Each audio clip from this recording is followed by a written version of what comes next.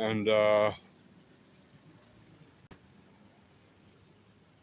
if you're celebrating Labor Day, congratulations. Hope you have a happy holiday, happy Labor Day, and a great new working year when you get back to work tomorrow. May it be a most capital day for you from tomorrow on. And today, enjoy your sweet, sweet Labor Day holiday observed. What are you doing on Labor Day, by the way? You guys barbecuing? You having some kind of a cookout? You guys having a final throw of the summer big party kind of thing? Hello. Here in northern Israel, we have other things on our minds. We don't have a Labor Day here. September 1st is usually the day, usually, when it's in the middle of the week, certainly. Usually the day that most kids go back to school. It's a day that a lot of businesses are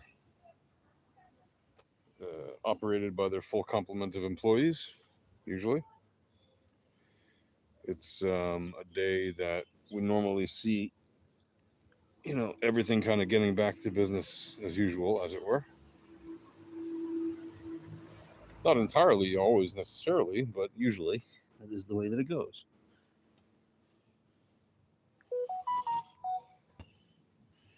As it is, by the way, in many countries. Yeah. Summer vacation of August is over. People are getting back to work. So, inevitably, that tends to fall on September 1st for the many obvious reasons.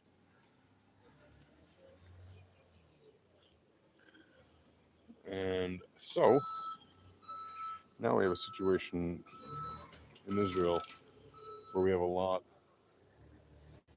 of new things going on, a lot of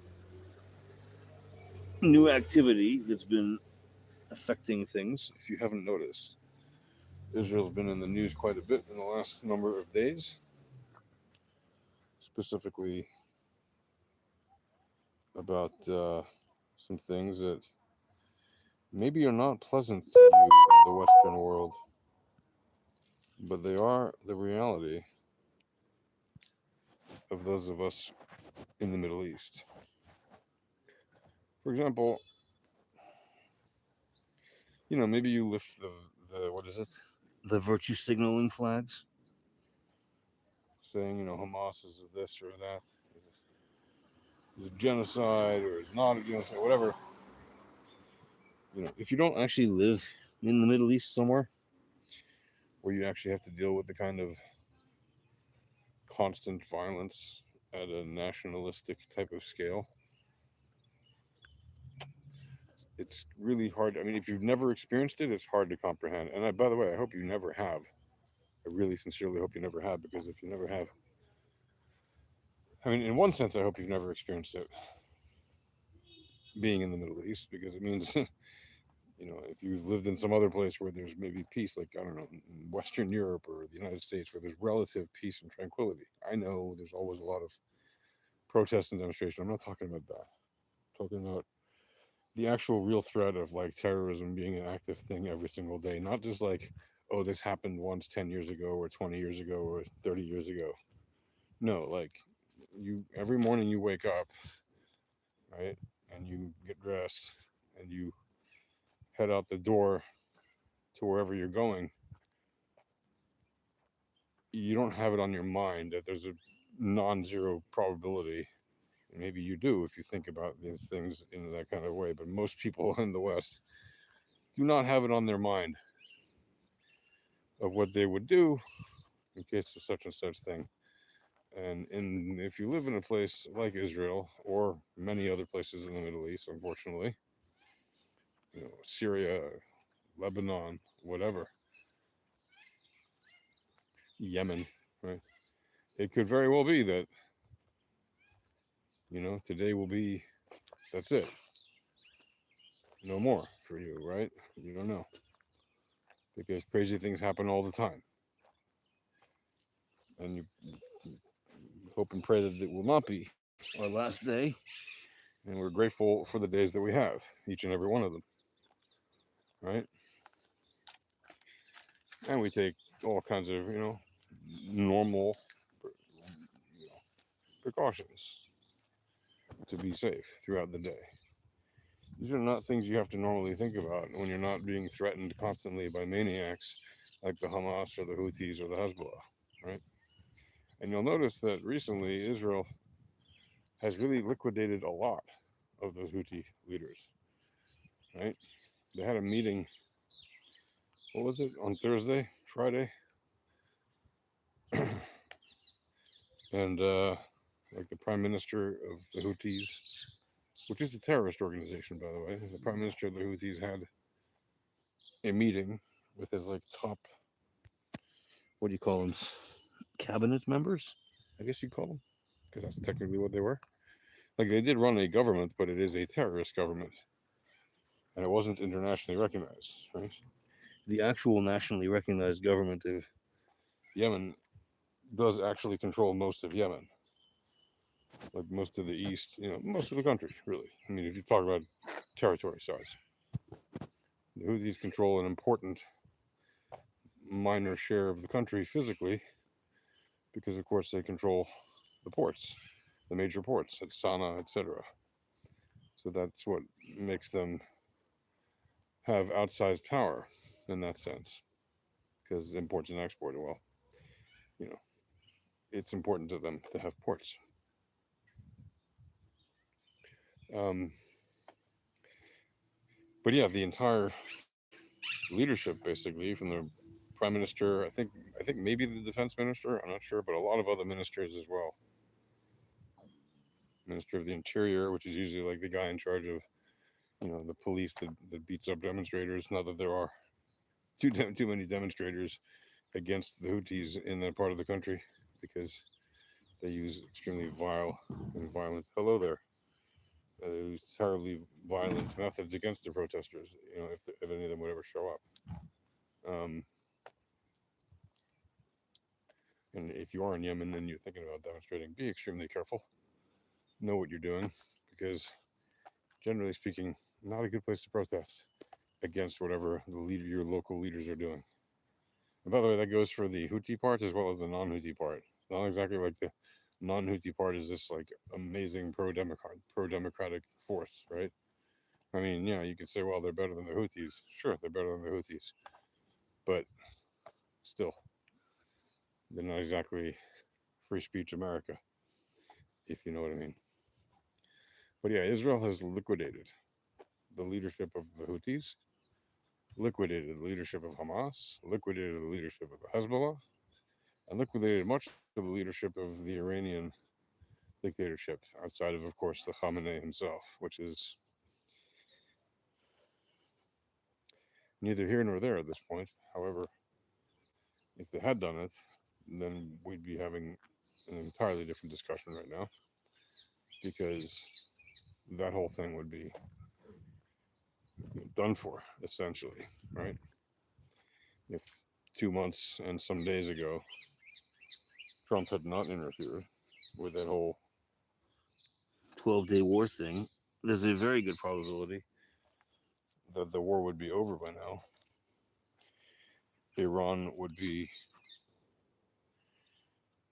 a completely different country, and they would even be helping the West to dismantle its nuclear program. Or, at the very least, they would be inviting in American and IAEA and European and even Israeli experts to help them build a civilian nuclear energy program. Why Israelis? I thought they don't have a nuclear program. Well, officially, Israelis might not have an atomic nuclear program officially, but Israel does have a some very well-known nuclear research facility where they study nuclear science, right? I mean, I think they're fairly well known. There are major signs on the highways to those places, so and they are on the map and stuff. So, yes, they have nuclear research facilities and they have top physicists and experts in the field who know all about that stuff. So, I think they would actually invite these teams, maybe if not the Israelis, although why not? But they certainly would be inviting in the IAEA and even other experts from the US and Europe to come and help them dismantle those assets that they have in Iran, if not just convert them to civilian use, like strictly civilian use. I think they would have no problem doing that if they got to throw the shackles off of that old regime and the current dictatorship that's oppressing them since 45, 46 years almost. Right?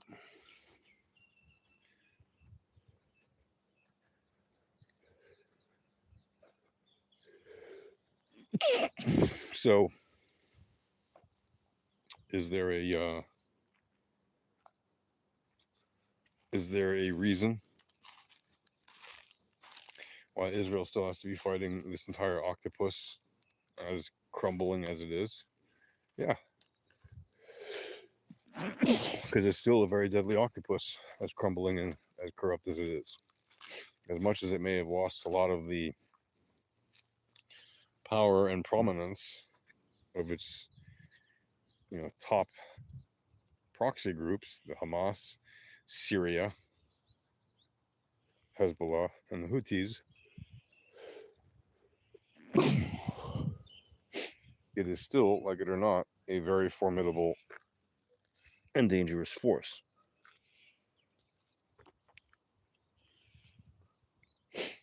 And that means that you can't just ignore it. You have to actually treat it with the respect that it deserves. Because, like it or not, when I say respect, I mean from a purely kinetic point of view, you need to treat it as the thing that it is, not the thing that you want it to be. Right?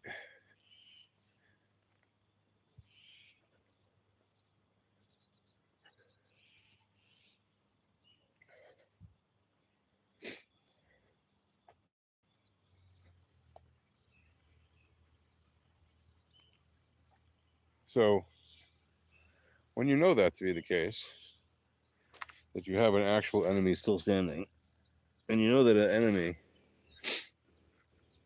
as weakened as it may be, is hell bent on your destruction, what do you do when that enemy is basically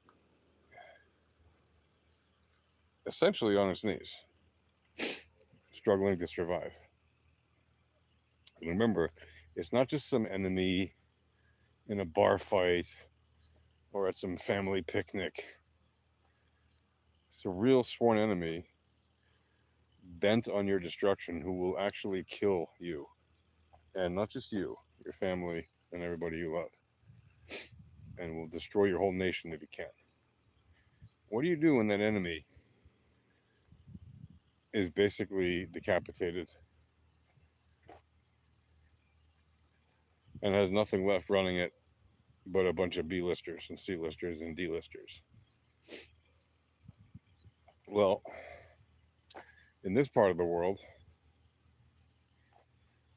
historically, when your enemy is so prone to violence and destruction, you don't actually stop. The time to stop the fight is not when you've landed a hard blow and you think, oh, that'll teach them. No, that won't teach them.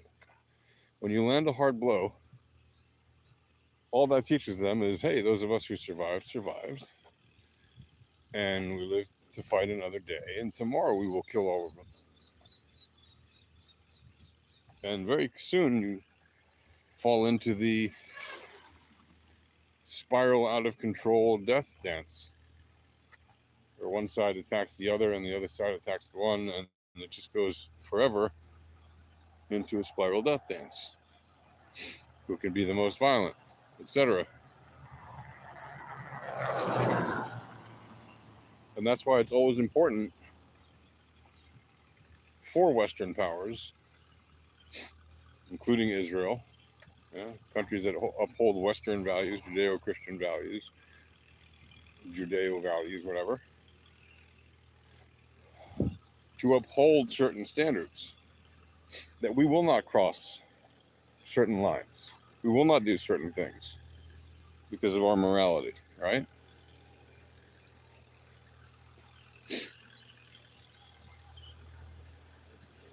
Because if we did, then we really would not be differentiated from our enemies in any way, shape, or form that's meaningful at all.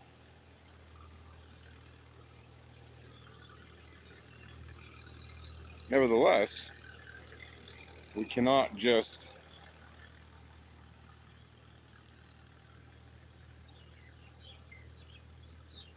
ignore the fact that these people, they want to destroy us.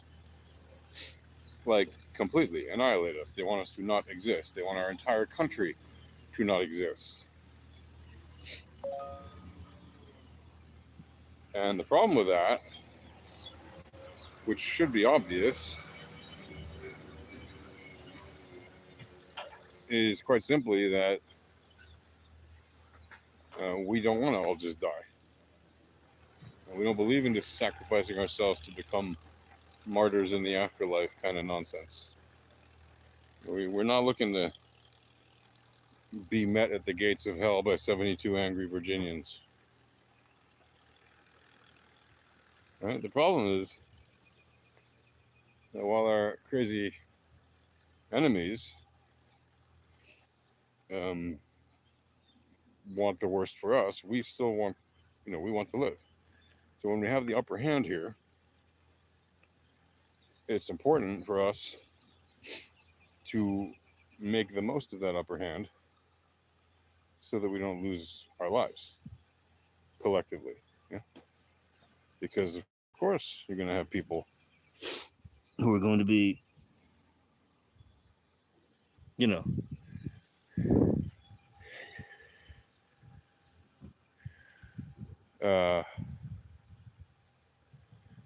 of the mindset that we should end the fighting ASAP in order to make a just and equitable victory. And we should do all these certain things for the right reasons, etc. We should end the fighting, get the hostages back. And it's true, we should do all that. But we have to make sure that we end it in a way that those who started the fighting do not seek to continue it in another day. And there's a number of ways you could do that, which I have proposed. Some of those ways, right?